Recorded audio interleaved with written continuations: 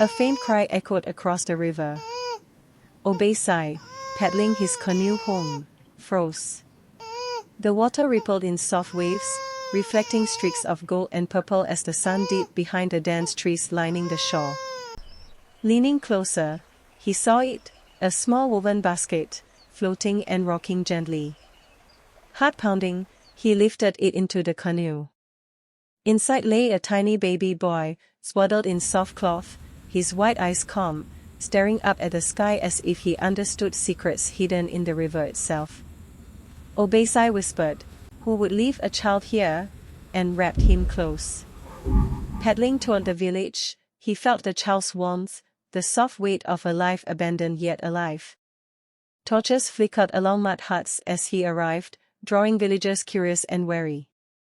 Mothers clutched their children, men murmured, elders exchanged heavy, knowing glances. No mother appeared. No one claimed him. The elders debated into the night, voices hushed yet urgent, faces lined with awe and concern. Some feared a curse, others believed the child a blessing from the river. In the end, he would be raised among them. They named him Kalechi, thank God. From the earliest days, Kalechi moved with a quiet awareness that set him apart. Even as a toddler, he seemed to understand the river's rhythm, reaching toward the water with small, curious hands, laughing when tiny ripples danced at his touch. Obeisai taught him how to paddle, to fish, to sense the wind in the reeds, the smell of rain in the clouds, the subtle movements of fish beneath the surface. Other children ran and shouted, chasing each other through the fields and along the riverbank, but Kalechi often stayed behind, crouched at the water's edge, watching the way light broke across its surface, fascinated by its endless motion. Small miracles began early. When he cried or screamed, water nearby would rise in tiny arcs as if comforting him. When he laughed, currents swirled playfully around his feet, carrying small leaves along in spinning circles. The villagers whispered in awe, some fearful, others reverent, but Kalechi remained unaware of the eyes upon him, absorbed in the river that had brought him to life. As he grew, the signs became more pronounced. By the age of 7, the river responded to his emotions more dramatically. Once, when older boys mocked him near the banks, the sky darkened in minutes, clouds gathering as if pulled by invisible hands, and a sudden rainstorm drenched everyone around. Another day, during a dispute over a fishing net, the water swelled unexpectedly, spilling over the path and leaving long ripples in the mud. Though no one was harmed, a shiver passed through the villagers as they watched, whispering of spirits and curses. Yet Kalechi remained calm, running his fingers through the water as though it were an old friend, never realizing the fear he inspired. His childhood was a mix of ordinary life and extraordinary connection. He learned to weave nets, to mend baskets, and to track the flight of birds along the river's edge. He played with other children sometimes, though he rarely joined in their boisterous games. Instead, he would watch, eyes fixed on the water, noticing fish darting beneath the surface, birds alighting on reeds, and shadows moving where no animal should be. He learned to understand the subtle language of the river, how it whispered of storms, of fish movements, of sudden dangers in the forest beyond. Even the forest seemed drawn to him. Birds perched near him without fear, small animals peered curiously from behind trees, and sometimes at dusk, he would glimpse shapes in the shadows, figures moving silently, watching, never threatening. The elders told stories of river spirits and forest guardians, cautioning him that the world contained more than what the eye could see. Kalechi listened, nodding quietly, feeling the truth of their words in the pulse of the water beneath his fingers. Adolescence brought a deeper bond and greater responsibility. By age 10, he could calm the river's rising anger when storms threatened the village. Once, during a violent downpour, he ran barefoot along the banks, extending his hands over the swelling water, and the river obeyed, the currents retreating from the village homes, sparing crops and pathways from destruction. Other times, when children teased him, the river's anger erupted, ripples growing into small waves, clouds darkening overhead, thunder rumbling as if warning the world of his presence. The villagers began to treat him with a mixture of fear and respect. Children whispered behind his back, some calling him the river's child, others imagining him as a spirit walking among them.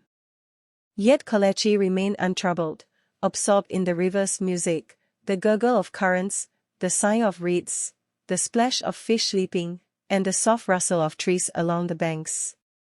Every day, he explored further, learning the secrets of the forests bordering the village, noting the songs of birds, the shape of clouds, and the flight of insects in patterns no one else seemed to notice. At 12, he began to notice that the river responded not only to his emotions but to his intentions. When he wished for rain to water the crops, clouds gathered gently, soft rain falling over the fields. When he wanted calm for a festival, the waters lay smooth, reflecting the lantern light in perfect symmetry. The villagers began to rely on him for small miracles, though they never dared speak of it openly.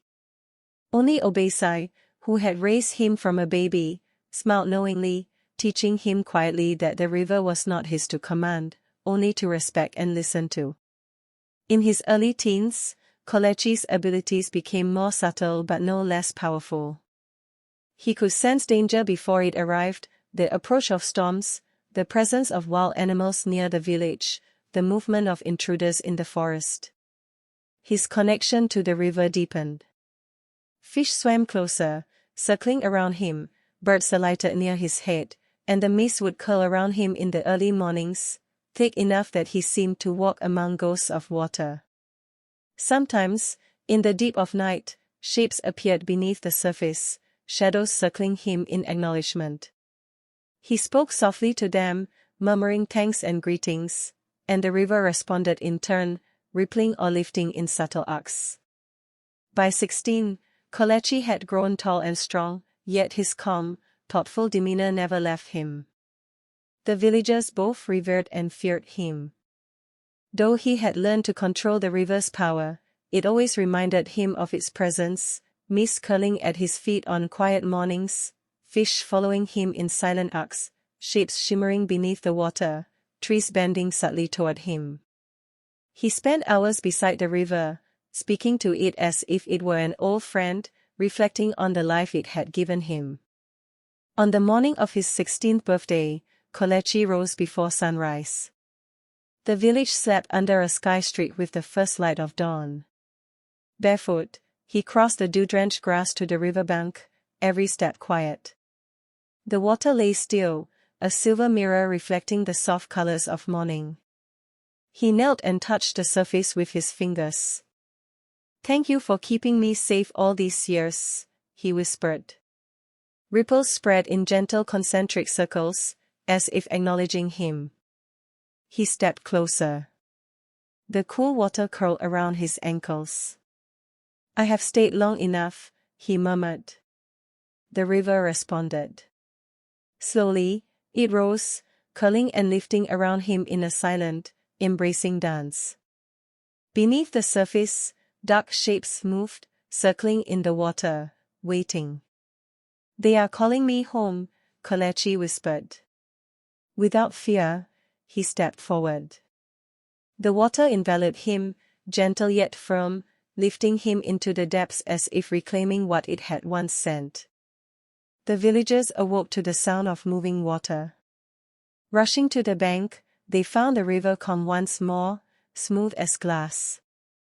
No trace of Kalechi remained, yet the air was charged with the memory of something extraordinary.